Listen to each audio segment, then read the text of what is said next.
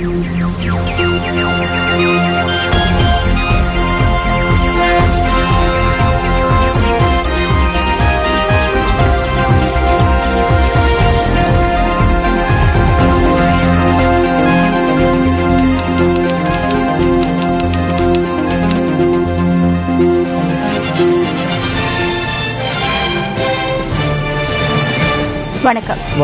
இலங்கையின் முதற்தர செய்தி வழங்குனர் நியூஸ் பஸ்டின் இரவு 8 மணி பிரதான செய்திகளோடு இணைந்துள்ளீர்கள். உங்களோடு இணைந்து கொள்ளும் நாம் ரஞ்சினி ராஜரட்னம், ராஜ்கிருஷ்ணன், தில்ஷான் தாலிப். விரிவான செய்திகளுக்கு செல்லும் முன்னர் முதலில் இன்றைய தலைப்புச் செய்திகள். நாட்டு மக்களை வறுமையிலிருந்து மீட்கும் பொறுப்பை நிறைவேற்றுவதாக ஜனாதிபதி உறுதி. நேற்றைய ஆர்ப்பாட்டத்தின் போது மாணவர்கள் தாக்கப்பட்டதாக கூறப்படும் சம்பவம் தொடர்பில் விசாரணை. புதிய நிர்வாக காலத்தில் இலங்கையில் இணையதள பாவனை சுதந்திரம் வலுவடைந்துள்ளதாக சர்வதேச ஆய்வு அறிக்கையொன்று தகவல். ஆஸ்திரேலியாவின் மாட்லண்ட் நகர மேயராக இலங்கையில் பிறந்த சமந்தா ரத்னம் தெரிவு. தமது ஆட்சிக் காலத்திற்குள் நாட்டு மக்களை வறுமையிலிருந்து மீட்டெடுக்கும் பொறுப்பை நிறைவேற்றுவதாக ஜனாதிபதி மைத்ரிபால சிறிசேன தெரிவிக்கின்றார். மாத்தறை ஊர்போக பிரதேசத்தில் நடைபெற்ற நிகழ்வு ஒன்றிலேயே ஜனாதிபதி இதனை கூறினார். பஸ்குட பிரதேச செயலாளர் பிரிவில் உள்ள மக்களுக்கு 4000 ரன்பிம காணி உறுதிப்பத்திரங்களை வழங்குவதற்காக ஜனாதிபதி தலைமையில் இந்த நிகழ்வு ஏற்பாடு செய்யப்பட்டிருந்தது. 25,000 ரன்பிம காணி உறுதிப்பத்திரங்களை நாடளாவிய ரீதியில் விநியோகிக்கும் தேசிய திட்டத்தின் கீழ் இந்த நடவடிக்கை முன்னெடுக்கப்பட்டது. புதிய அரசாங்கம் என்ற ரீதியில் இந்த நாட்டுக்குள் வறுமையை ஒழிப்பதனை முக்கிய விடயமாக கருதி புதிய காணி கொள்கைகளை தயாரிக்க வேண்டிய நிலை எமக்கு ஏற்பட்டுள்ளது. தேசிய பொருளாதாரத்துக்கு தேவையான உற்பத்திகளை அதிகரிப்பது, வீட்டு பிரச்சினைகளை தீர்ப்பது என்பவற்றை யுகத்தின் முக்கிய தேவைகளாக நாம் கருதுகின்றோம். நாட்டு மக்களின் சுதந்திரம், ஜனநாயகம் ஆகியவற்றுடன் மக்கள் மகிழ்ச்சியுடன் வாழக்கூடிய பொருளாதாரம் ஒன்றை கட்டியெழுப்பும் நடவடிக்கையை புதிய அரசாங்கம் என்ற ரீதியில் நாம் ஆரம்பித்துள்ளோம். இதேவேளை பஸ்கொட பிரதேச சபை கட்டிட தொகுதியும் ஜனாதிபதியினால் இன்று திறந்து வைக்கப்பட்டது. பின்னர் பஸ்கொட தொழில் பயிற்சி நிலையத்திற்கு கண்காணிப்பு விஜயம் மேற்கொண்ட ஜனாதிபதி மாணவர்களின் கல்வி நடவடிக்கை தொடர்பிலும் ஆராய்ந்தார். முன்னாள் ஜனாதிபதி மஹிந்த ராஜபக்ச பாரிய ஊழல் மோசடிகள் தொடர்பில் விசாரணை செய்யும் ஜனாதிபதி ஆணைக்குழுவிற்கு இன்றும் சென்றிருந்தார். கடந்த ஜனாதிபதி தேர்தலின் போது தேர்தல் பிரசார நடவடிக்கைகளுக்காக சுயாதீன தொலைக்காட்சி சபைக்கு 200 மில்லியன் நட்டத்தை ஏற்படுத்தியமை தொடர்பிலான விசாரணைகள் தொடர்ந்து இடம்பெற்று வருகின்றன. முன்னாள் ஜனாதிபதி இன்றும் ஜனாதிபதி ஆணைக்குழுவுக்கு சென்று அந்த விசாரணைகளை அவதானித்தார். இன்று மீண்டும் சாட்சி வழங்கிய சுயாதீன தொலைக்காட்சி சபையின் பிரதான தணிக்கை அதிகாரி நேற்று வழங்கிய சாட்சியங்களுக்கு முரணாக சாட்சி வழங்கியமையினால் விசாரணையை இடைநடுவில் நிறுத்த வேண்டி ஏற்பட்டுள்ளது. இந்த சம்பவம் தொடர்பில் எதிர்வரும் 19 மற்றும் 20 தேதிகளில் மீண்டும் சாட்சி விசாரணைகள் இடம்பெறவுள்ளதாக பாரிய ஊழல் மோசடிகள் தொடர்பில் விசாரணை செய்யும் ஜனாதிபதி ஆணைக்குழுவின் செயலாளர் கூறியுள்ளார். சுயாதீன தொலைக்காட்சியினால் எமக்கு செலுத்த வேண்டி ஏற்படும் என்று நான் நினைக்கிறேன். தற்போது வழங்கும் பதில்களை பார்க்கும் போது அதுவே புலப்படுகிறது. அதுவே அழகான விடயமாகும். ஒரே தொகையை 2 தடவை கணக்கிட்டுள்ளமையினால் இதுபோன்ற பிரச்சனைகள் ஏற்பட்டுள்ளதாக நான் கருதுகின்றேன். புதுமைப்பட வேண்டிய விடயங்களும் இங்குள்ளன. ஜனாதிபதியின் நத்தார் செய்திக்கும் கணக்கு தயாரித்துள்ளனர். நத்தார் செய்தியை ஜனாதிபதி மட்டுமல்ல, எதிர்க்கட்சி தலைவரும் விடுவார். எனினும் இன்று எனக்கு அதற்கான கட்டணம் செலுத்த வேண்டும் என்று கூறுகின்றனர்.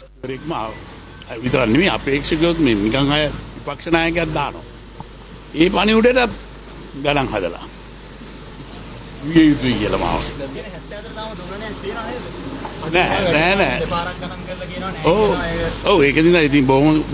ஆம், தற்போது அதில் பாரிய நிதி குறைவடைந்துள்ளது. இவ்வாறு சென்றால் இறுதியில் சுயாதீன தொலைக்காட்சி எனக்கு பணம் செலுத்த வேண்டிய நிலை ஏற்படும். மக்கள் விடுதலை முன்னணியின் தலைவர் அனுரகுமார் திசாநாயக்க அனுராதபுரத்தில் நேற்று நடைபெற்ற கூட்டம் ஒன்றில் இவ்வாறு கருத்து தெரிவித்தார். சுயாதீன தொலைக்காட்சிக்கு விளம்பரங்களை வழங்கிய முகவர் நிறுவனம் எது? அதனூடாக ஒப்பந்தம் என்ன? அவ்வாறான சிறிய விடயங்களுக்காக ராஜபக்சவை அழைப்பது அர்த்தமற்றது. ராஜபக்ச எதனை செய்தார்? விளம்பரத்தில் நடித்தார். நீதிமன்றத்துக்கு நடிகரை கொண்டு வருவதில் பயனில்லை. சுயாதீன தொலைக்காட்சி மற்றும் முகவர் நிறுவனத்தினமே விசாரணை முன்னெடுக்கப்பட வேண்டும். அது யாருடைய நிறுவனம்? மீடியா ஃபேக்டரி என்ற முகவர் நிறுவனம் யாருடையது? சுற்றி வளைக்க வேண்டியதில்லை. தந்தையின் விளம்பரத்துக்கு மகன் கப்பம் வாங்குகின்றார். கப்பம் பெறுவதையே முகவர் நிறுவனங்கள் முன்னெடுக்கின்றன. வடமாகாணத்திலிருந்து முஸ்லிம்கள் இடம்பெயர்ந்து இன்றுடன் 25 வருடங்கள் பூர்த்தியாவதை முன்னிட்டு யாழ்ப்பாணத்திலும் புத்தளத்திலும் கவனஈர்ப்பு போராட்டங்கள் இன்று நடைபெற்றன. வடமாகாணத்திலிருந்து இடம்பெயர்ந்து புத்தளத்தில் வாழ்ந்து வரும் முஸ்லிம்கள் தங்களின் மீள்குடியேற்றத்தை வலியுறுத்தி இன்று ஆர்ப்பாட்டத்தில் ஈடுபட்டுள்ளனர். புத்தளம் சிலாபம் பிரதான வீதியின் தில்லையடி ரத்மல் நியாய பகுதியில் இன்று ஜும்மா தொழுகையின் பின்னர் முஸ்லிம் மக்கள் ஆர்ப்பாட்டத்தில் ஈடுபட்டனர். இடம்பெயர்ந்த தம்மை சொந்த இடங்களில் மீள்குடியமர்த்துவதற்கான நடவடிக்கைகள் மேற்கொள்ளப்பட வேண்டும் எனவும் ஆர்ப்பாட்டத்தில் ஈடுபட்டவர்கள் குறிப்பிட்டனர். இனச்சுத்திகரிப்பு செய்யப்பட்ட வடபுல முஸ்லிம்களுடைய தீர்வு என்ன என்பதுதான் எம்முடைய போராட்டம். இலங்கையிலே 21 முஸ்லிம் பாராளுமன்ற உறுப்பினர்களை எம்முடைய போராட்டத்துக்கு இணையுமாறு நாம் அழைக்கின்றோம். ஒரு வீட்டை கூட்ட கட்டிக்கொள்ள முடியாத வடபுல முஸ்லிம்களாக நாம் வாழ்ந்து கொண்டிருக்கிறோம். நல்லாட்சிக்கான அரசாங்கம் எங்களுக்குரிய ஆணைக்குழுவினை அமைத்து சரியான தீர்மானத்தை எங்களுக்கு வழங்க வேண்டும் என்று நாம் வேண்டுகிறோம். இதேவேளை வடமாகாணத்தில் தாம் மீள்குடியமர்த்தப்பட வேண்டும் என வலியுறுத்தி யாழ்ப்பாணத்திலும் முஸ்லிம்கள் கவனஈர்ப்பு போராட்டத்தில் ஈடுபட்டனர். யாழ்ப்பாணம் 5 சந்தி பகுதியில் இந்த ஆர்ப்பாட்டம் முன்னெடுக்கப்பட்டது. எங்களுக்கு நடந்த விஷயம் யாருக்குமே இனிமேல் நடக்கக்கூடாது. எங்களுக்கு எதிரிகள் யாருமே இல்ல. எங்களுக்கு நடந்த கொடுமையை போன்று வேற யாருக்கும் நடக்கக்கூடாது. எங்களுடைய தமிழ் முஸ்லிம் உறவண்டது உடைத்தெறியவும் மேலாம் போய்விட்டது, துடைத்தெறியவும் மேலாம் போய்விட்டது. 25 வருஷமாக எந்த தீர்வு திட்டமும் கிடைக்கக்கூடிய ஏற்பாடும் இல்லை. ஆளுங்கட்சியாக இருந்தாலும் எதிர்கட்சியாக இருந்தாலும் முஸ்லீம் கட்சியாக இருந்தாலும் தமிழ் கட்சியாக இருந்தாலும் 25 வருஷமாக முஸ்லீம்களை செய்த எந்த விமர்சனமும் எங்களுக்கு கிடைக்கப்படவில்லை.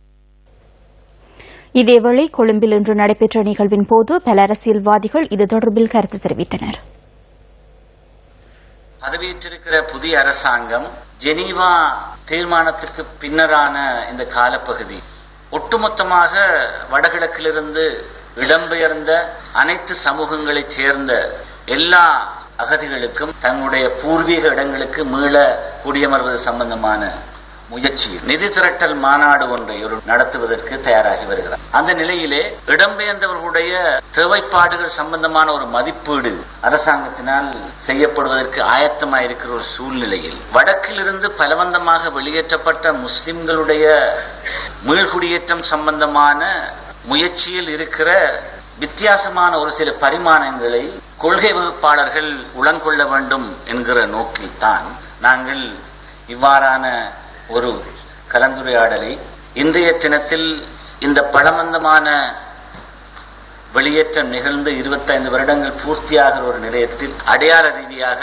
ஆரம்பித்து வைப்பது என்ற தீர்மானத்துக்கு வந்திருக்கிறோம். மக்கள் மீது இனப்படுகொலை நடக்கிறது என்று நீதிக்காக நாங்கள் கதறுகிறோம். ஆனால் எங்களுடைய அந்த குரல் உலகத்துக்கு கேட்க ஒரு காரணம், எங்களுடைய நிலத்திலே இருந்து முஸ்லிம் மக்கள் இன சுத்திகரிப்பு செய்யப்பட்டதை நாங்கள் ஏற்றுக்கொள்ளாமல் இருக்கிறது என்று நான் சொல்லியிருக்கிறேன். நாங்கள் நல்லிணக்கத்தை ஏற்படுத்துவதாக இருந்தால் அதனுடைய முதற்படி நாங்கள் செய்த குற்றங்களை ஏற்றுக்கொள்வது. ஆனால் 2012ஆம் ஆண்டு ஜெனீவாவிலே ஒரு பிரேரணை கொண்டு வரப்பட்ட போது அமைச்சர் ஹக்கீம் அந்த பிரேரணை நிறைவேற்றப்படக்கூடாது என்று அரசாங்க அமைச்சராக அங்கே சென்று பரிந்துரைகள் செய்தார். ஆனால் தம்புலையும் அலுத்கமவையும் நிகழ்ந்த பிறகு ஸ்ரீலங்கா முஸ்லிம் காங்கிரஸ் எழுத்திலேயே சர்வதேச சமூகத்தினுடைய இடைப்பாட்டை கேட்டிருந்தார்கள். 2014ஆம் ஆண்டு மார்ச்சிலே தமிழ் மக்கள் இதை தங்களை காட்டிக் கொடுத்த ஒரு செயலாக கருதுகிறார்கள். நல்லாட்சி மலர்ந்திருக்கிறது, நல்லதுக்கான ஒரு மாற்றம் ஏற்பட்டிருக்கிறது என்று சொல்ல கேட்டோம். அப்படி சொல்லுகிற போதே அதற்கு முன்னர் இருந்தது தீயது என்பதை நாங்கள் ஏற்றுக்கொள்ளுகிறோம். ஆனால் தமிழ் மக்கள் மத்தியிலே ஒரு பெரிய குழப்பம், இது நல்லது அது தீயது என்றால் அந்த தீயதிலேயும் அமைச்சர் ஹக்கீமும் வேறு பலரும் அதே ஆட்சியிலேயும் அமைச்சர்களாக இறுதி வரைக்கும் இருந்திருக்கிறார்களே, எப்படி என்ன துணிவோடு இப்பொழுது இது நல்லது என்று சொல்லுகிறார்கள் என்கின்ற கேள்வி. நான் இந்த கசப்பான விடயங்களை சொல்லுவதற்கான ஒரே ஒரு காரணம், நாங்கள் முன்னேறி செல்வதாக இருந்தால் இந்த விடயங்களை நாங்கள் வெளிக்கொண்டு வந்து அதை ஏற்றுக்கொண்டு பேசாமல் இருப்போமாக இருந்தால் நாங்கள் முன் செல்வதற்கான வழி கிடையாது.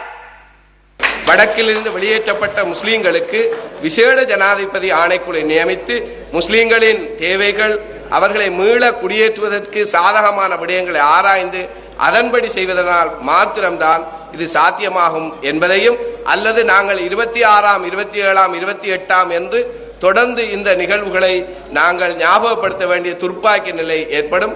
அரசாங்கம் முஸ்லீம்களுக்கு சொந்தமாக வாழ்ந்த இடங்களை காடுகளாக பிரகடனப்படுத்தப்பட்டிருக்கின்றார்கள். 2012ஆம் ஆண்டு முஸ்லீம்களுடைய அதாவது மன்னார் மாவட்டத்தின் முசலி பிரதேசத்தில் தெற்கு பிரதேசத்தில் காடுகளாக முஸ்லீம்களுடைய நிலங்கள் கெசட் பண்ணப்பட்டிருக்கின்றது. அதனை நிவர்த்தி செய்ய வேண்டும். உண்மையாக முஸ்லீம் மக்களுக்கு அவர்களுடைய வீடுகள் காடுகளாக இன்று நிவர்த்தி பண்ணி இருக்கின்றன. அதை நீங்கள் தயவு செய்து உங்களுடைய டிஸ்ட்ரிக்ட் செக்ரட்டேரியட்டுக்கு அறிவித்து அவர்கள் என்னென்ன பிரச்சனைகள் எதிர்நோக்கி இருக்கின்றார்கள் என்பதை தயவு செய்து கூறுங்கள். நாங்கள் எங்களுடைய கட்டத்தை நாங்கள் ஆரம்பிக்கின்றோம். உங்களுக்கு இன்னும் 2 மாதம் அல்லது 3 மாதம் இருக்கின்றது. இந்த 3 மாதங்களுக்குள் உங்களுடைய பிரச்சனைகள் தயவு செய்து கூறி அந்தந்த இடங்களை பார்த்து அப்பொழுது அந்த இடங்கள் உண்மையாக காடுகளாக வளர்ந்திருந்தால் அதுக்கு ஏற்ற விதத்திலே நாங்கள் அதற்கு நிவர்த்தி பண்ணுவோம் என்பதை நான் கூற விரும்புகிறேன். காணிகள் பல இருக்கின்றன. அந்த காணிகளை நாங்கள் உண்மையாக அபகரித்து அதாவது இராணுவத்தின் கையிலே இருக்கின்றது. அந்த காணிகளை நாங்கள் திருப்பி எடுப்பதற்காக நாங்கள் முக்கியத்துவம் அமைத்திருக்கின்றோம். மட்டக்களப்பு ஓட்டமாவடி பாத்திமா பாலிகா மகா வித்தியாலயத்தின் விஞ்ஞான ஆய்வுக்கூடம் அண்மையில் 2 அரசியல்வாதிகளால் 2 தடவைகள் திறக்கப்பட்டது. இந்த ஆய்வுக்கூடத்தை கிழக்கு மாகாண முதலமைச்சர் திறந்து வைக்கவிருந்த நிலையிலே கிராமிய பொருளாதார அலுவல்கள் பிரதியமைச்சர் அமீர் அலி அவருக்கு முன்னர் அதனை திறந்து வைத்தார். அது தொடர்பில் ஏறாவூரில் நேற்று நடைபெற்ற நிகழ்வொன்றில் கிழக்கு மாகாண முதலமைச்சர் ஹாபிஸ் நசீர் அகமது கருத்து தெரிவித்தார். இனப்பிரச்சினைக்கான தீர்வு காணுகின்ற ஒரு அங்கமாக அமைக்கப்பட்டதுதான் மாகாண சபை. ஆகவே மாகாணத்தினுடைய அதிகாரத்துக்கு உட்பட்ட விடயங்கள் முழு அதிகாரம் கொண்டவர் முதலமைச்சர் என்பதை பற்றி தெரியாமல் அரசியல் தலைமைகள் பேசிக் கொண்டிருக்கின்றனர். பள்ளிக்கூடத்தில் கட்டப்பட்டிருக்கின்ற விஞ்ஞான ஆய்வுக்கூடத்தை திறக்க போகின்றோம் என்பதில் சங்கடமாக இருந்த நாங்க போய் துறக்க போறோம் என்று ஒரு வளமையான காடையர் கூட்டம் இருக்கிறது.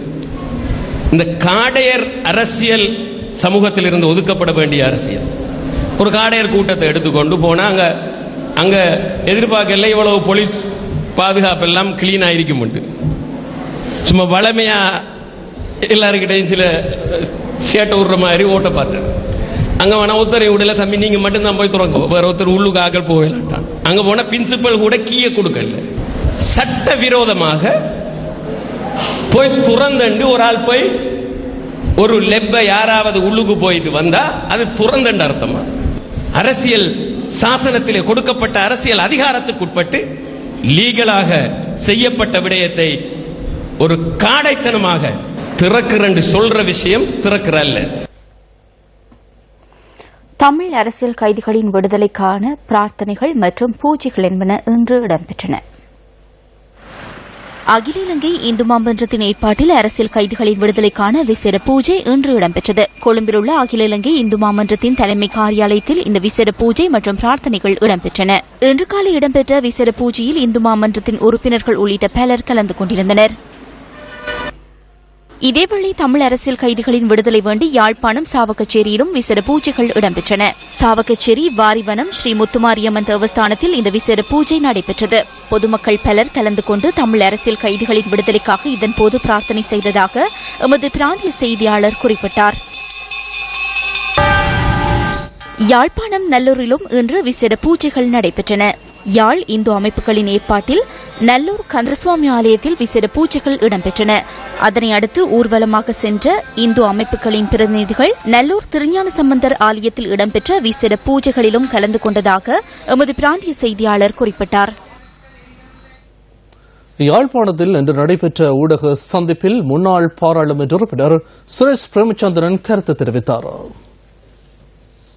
கைதிகள் விடுதலை சம்பந்தமாக வருகின்ற 7ஆம் தேதிக்கு முன்பாக கைதிகளை விடுவிப்பது தொடர்பான நடவடிக்கை எடுக்கப்படும் என்ற எழுத்து மூலமான உத்தரவாதம் ஜனாதிபதியின் மூலம் கொடுக்கப்பட்டதாகவும், எழுத்து மூலமான அந்த வரைவுடன் திரு சம்பந்தன் அவர்கள் சிறைச்சாலைக்கு சென்று கைதிகளை சந்தித்து உண்ணாவிரதத்தை முடித்து வைத்திருக்கின்றார் என்பது மாத்திரமல்லாமல் பிரதம மந்திரி அவர்கள் கூடிய கூட்டத்தில் ரீஹாபிலிட்டேஷன் மினிஸ்டர் சுவாமிநாதன் மற்றும் பேச்சுவார்த்தைகளோ அல்லது அதுக்கான அமைச்சர் மனோ கணேசன் அவர்கள் இன்னும் பல உத்தியோகத்தர்கள் கலந்து கொண்ட கூட்டத்தில் நாங்கள் இவர்களை பிணையில் விடுவிப்பதன் மூலம் நாங்கள் ஆய்வு செய்து வருகிறோம்.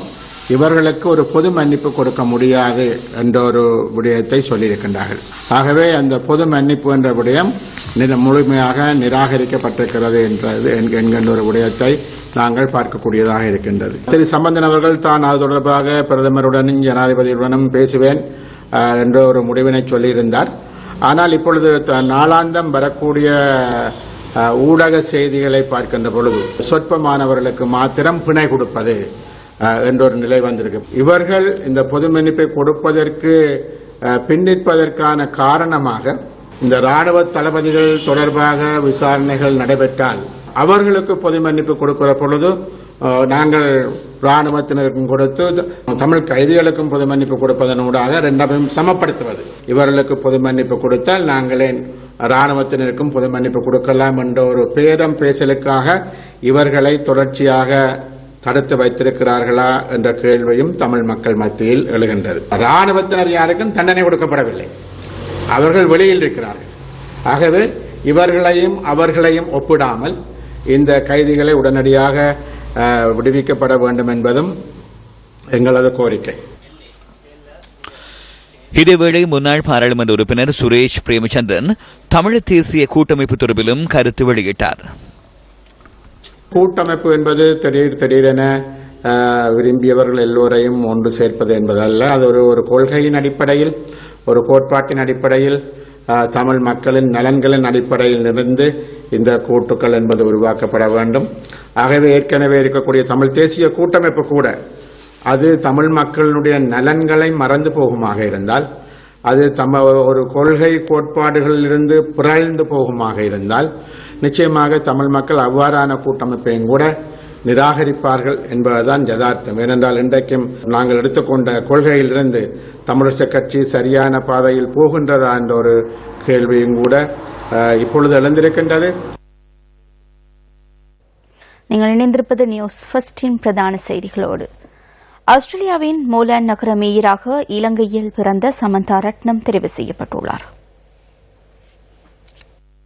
ஆஸ்திரேலியாவின் மோலாண்ட் நகரத்தின் பசுமை கட்சி சார்பில் போட்டியிட்ட சமந்தா ரட்னம் தொழிலாளர் கட்சியின் வேட்பாளரை தோற்கடித்து 6-5 என்ற வாக்குகளின் அடிப்படையில் வெற்றியீட்டியுள்ளார். இதற்கமைய முதன்முறையாக மோலாண்ட் நகரில் சமந்தா ரட்னத்தின் பசுமை கட்சி வெற்றி பெற்றுள்ளமை குறிப்பிடத்தக்கதாகும். இலங்கையில் பிறந்த சமந்தா ரட்னம் 1987 ஆண்டு இலங்கையிலிருந்து புலம்பெயர்ந்து ஐரோப்பா மற்றும் கனடாவில் வசித்த பின்னர் 1989 ஆண்டு அவர் ஆஸ்திரேலியாவில் குடியேறியிருந்தார்.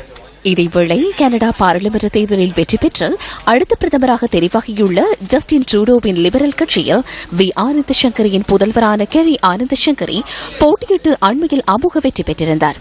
கெரி ஆனந்த் சங்கரி கனடாவின் ஸ்காபரோ ராக் பார்க் தேர்தல் தொகுதியில் போட்டியிட்டு 60% வாக்குகளை பெற்று வெற்றியீட்டியிருந்தமை குறிப்பிடத்தக்கது. இதேவேளை கனடிய போலீஸ் சேவையில் பணிபுரிந்த இலங்கை பிரஜையான நிஷாந்தன் துரையப்பா அந்த நாட்டின் பிரதி போலீஸ் மாதிபராக அண்மையில் நியமிக்கப்பட்டார். நிஷாந்தன் துரையப்பா யாழ் முன்னாள் மேயர் ஆல்பிரட் துரையப்பாவின் பேரன் என்பதுடன் தனது 3 வயதில் அவர் கனடா சென்றிருந்தார். கனடாவின் ஹால்டன் பகுதியில் மிகவும் பிரசித்தி பெற்ற போலீஸ் உத்தியோகத்தராக நிஷாந்தன் துரையப்பா விளங்கியதுடன் மக்களுக்கு சாதகமான பல திட்டங்களை அவர் அறிமுகப்படுத்தியிருந்தமை குறிப்பிடத்தக்கதாகும். இதேவேளை இலங்கையரான நிரஞ்சன் தேவாதித்ய பிரித்தானிய மற்றும் ஐரோப்பிய பாராளுமன்றத்தில் உறுப்பினராக பதவி வகித்துள்ளார். 1992 ஆண்டில் இருந்து 1997 ஆண்டு வரை பிரித்தானிய பாராளுமன்றத்திலும் 1999 ஆண்டு ஐரோப்பிய பாராளுமன்றத்திலும் அவர் பதவி வகித்துள்ளமை குறிப்பிடத்தக்கது. உயர்கல்வி அமைச்சின் முன் நேற்று இடம்பெற்ற ஆர்ப்பாட்டத்தை கலைக்கும் சந்தர்ப்பத்தில் முன்னெடுக்கப்பட்ட செயற்பாடு குறித்து அறிக்கை ஒன்றை சமர்ப்பிக்குமாறு சட்டம் மற்றும் ஒழுங்கு சிறைச்சாலைகள் மறுசீரமைப்பு அமைச்சுக்கு பிரதமர் பணிப்புரை விடுத்துள்ளார். போலீஸ் அதிபரின் விசாரணை அறிக்கை கிடைத்ததன் பின்னர் அடுத்த கட்ட செயற்பாடு குறித்து நடவடிக்கை எடுக்கப்படும் என சட்டம் ஒழுங்கு மற்றும் சிறைச்சாலைகள் மறுசீரமைப்பு அமைச்சு இன்று மாலை அறிக்கை ஒன்றில் குறிப்பிட்டுள்ளது. வணிகவியல் பாடநெறிக்கு சமமான அங்கீகாரத்தை தமது பாடநெறிக்கும் வழங்குமாறு வலியுறுத்தி உயர் தேசிய கணக்கீட்டு டிப்ளமோ பாடநெறியை பயிலும் மாணவர்கள் நேற்று ஆர்ப்பாட்டத்தில் ஈடுபட்டனர். கொழும்பு வார்ட் பிளேஸில் பல்கலைக்கழக மானியங்கள் ஆணைக்குழுவுக்கு முன்பாக இடம்பெற்ற இந்த ஆர்ப்பாட்டத்தை கலைப்பதற்கு போலீசார் கண்ணீர் புகை பிரயோகம் மற்றும் நேருத்தாரை பிரயோகம் என்பவற்றை பயன்படுத்தினர். இதன்போது கைதான 39 மாணவர்களுக்கும் பிணை வழங்கப்பட்டுள்ளது. கொழும்பு பிரதம நீதிவான் கியான் பிலப்பெட்டியவினால் குறித்த 39 மாணவர்களுக்கு இன்று பிணை வழங்கப்பட்டுள்ளது. தலா 1 லட்சம் ரூபாய் சரீர பிணையில் மாணவர்கள் விடுவிக்கப்பட்டுள்ளனர். மேலும் அடுத்த வருடம் ஜனவரி 8ஆம் தேதி சந்தேக நபர்களான குறித்த மாணவர்களை நீதிமன்றத்தில் ஆஜராகுமாறும் உத்தரவு பிறப்பிக்கப்பட்டுள்ளது. ஆர்ப்பாட்டத்தில் ஈடுபட்டவர்களில் 32 மாணவர்களும் 5 மாணவிகளும் 2 பிக் மாணவர்களும் நேற்று மாலை கைது செய்யப்பட்டனர். அனைத்து உயர் தேசிய கணக்கீட்டு டிப்ளமோ பாடநெறியை பயிலும் மாணவர்களின் ஆர்ப்பாட்டத்தை கலைப்பதற்கு போலீசார் மேற்கொண்ட நடவடிக்கையின் போது காயமடைந்த 6 போலீஸ் உத்தியோகத்தர்கள் தேசிய வைத்தியசாலையில் சிகிச்சை பெற்று வருகின்றனர். இந்த சம்பவம் குறித்து அனைத்து பல்கலைக்கழக மாணவ ஒன்றியத்தினால் மனித உரிமை ஆணைக்குழுவில் முறைப்பாடு செய்யப்பட்டுள்ளது. மாணவர்கள் முறைப்பாடு செய்வதற்கு முன்னரே இந்த சம்பவம் குறித்து விசாரணைகளை ஆரம்பித்துள்ளதாக மனித உரிமைகள் ஆணைக்குழுவின் தலைவர் தீபிகா உடகம தெரிவித்துள்ளார். மாணவர்களுக்கு எதிராக நேற்று இடம்பெற்ற செயற்பாட்டுக்கு எதிர்ப்பு தெரிவித்து பல பல்கலைக்கழக மாணவர்களால் இன்று ஆர்ப்பாட்டங்கள் முன்னெடுக்கப்பட்டன.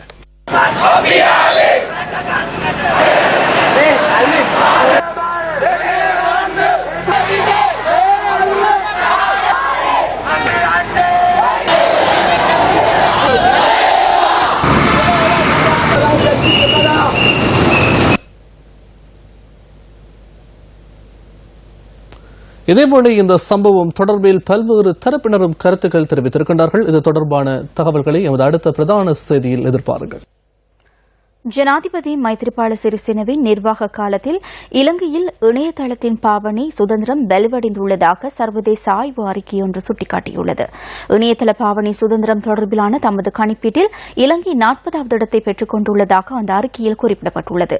கடந்த வருடம் இலங்கை 58வது இடத்தை பெற்றுக்கொண்டு பின்தங்கியிருந்தமையும் குறிப்பிடத்தக்கதாகும். நியூயார்க்கை தலைமையகமாக கொண்ட ஃப்ரீடம் ஹவுஸ் எனும் சர்வதேச அமைப்பு 65 நாடுகளில் இந்த ஆய்வினை மேற்கொண்டிருந்தது. 2015ஆம் ஆண்டு ஜனாதிபதி தேர்தலின் போது மஹிந்த ராஜபக்சவை தோல்வியடையச் செய்து மைத்ரிபால சிறிசேன ஜனாதிபதியாக தெரிவு செய்யப்பட்ட பின்னர் இலங்கையில் இணையதள பாவனை சுதந்திரம் உறுதிப்படுத்தப்பட்டுள்ளதாக அந்த அறிக்கையில் குறிப்பிடப்பட்டுள்ளது. இணையதளங்களை தடை செய்தல், ஊடகவியலாளர்களை அச்சுறுத்தல் போன்று கடந்த அரசாங்கம் மேற்கொண்ட விடயங்களை தவிர்க்கும் வகையில் ஜனாதிபதி மைத்ரிபால சிறிசேன, பிரதமர் ரணில் விக்ரமசிங்க ஆகியோர் செயற்பட்டுள்ளமையால் இந்த முன்னேற்றம் ஏற்பட்டுள்ளதாக அந்த அறிக்கையில் மேலும் தெரிவிக்கப்பட்டுள்ளது. நாட்டின் பொருளாதாரம் தற்போது எதிர்நோக்கியுள்ள சவால்களை வெற்றி கொள்வதற்கு வரி கொள்கையினை மறுசீரமைக்க வேண்டும் என மத்திய வங்கியின் ஆளுநர் அர்ஜுன் மகேந்திரன் தெரிவித்துள்ளார். நேற்று கொழும்பில் இடம்பெற்ற நிகழ்வொன்றிலேயே அவர் இதனை தெரிவித்தார். மலையகத்தின் மூத்த அரசியல் தலைவரான அமரர் சௌமியமூர்த்தி தொண்டமானின் 16வது சிரார்த்த தினம் இன்று நினைவு கூறப்பட்டது. அமரர் சௌமியமூர்த்தி தொண்டமானின் 16வது சிரார்த்த தின நிகழ்வு தற்போது ஜனாதிபதி செயலகமாக பயன்படுத்தப்படுகின்ற பழைய பாராளுமன்ற கட்டிட தொகுதிக்கு அருகில் நடைபெற்றது. இலங்கை தொழிலாளர் காங்கிரசின் முக்கியஸ்தர்கள் சௌமியமூர்த்தி தொண்டமானின் உருவச்சிலைக்கு மலர் மாலை அணிவித்து இதன்போது அஞ்சலி செலுத்தினர்.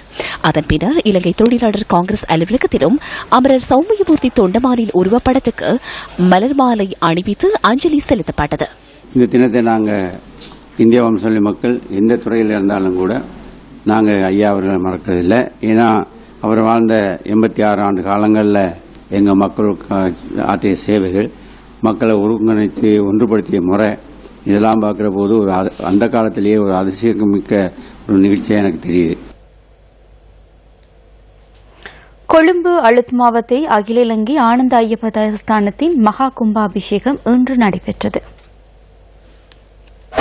இந்தியாவின் சபரிமலை ஐயப்பன் தேவஸ்தானத்தின் தோற்றப்பொலிவில் இலங்கையில் அமையப்பட்டுள்ள அகில இலங்கை ஆனந்த ஐயப்ப தேவஸ்தானத்தின் மகா கும்பாபிஷேகம் இன்று நடைபெற்றது. அடியார்களின் சரணகோஷத்துடன் மகா கும்பாபிஷேகம் இடம்பெற்றது.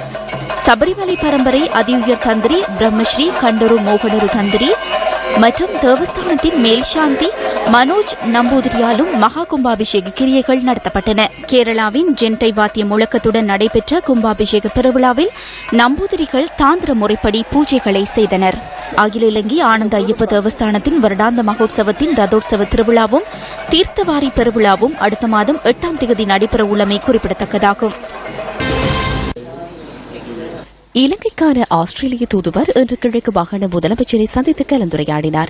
இதன்போது கிழக்கு மாகாணத்தின் அபிவிருத்தி மற்றும் வேலை வாய்ப்புகளை அதிகரித்தல் உள்ளிட்ட பல விடயங்கள் தொடர்பில் கலந்துரையாடப்பட்டுள்ளது.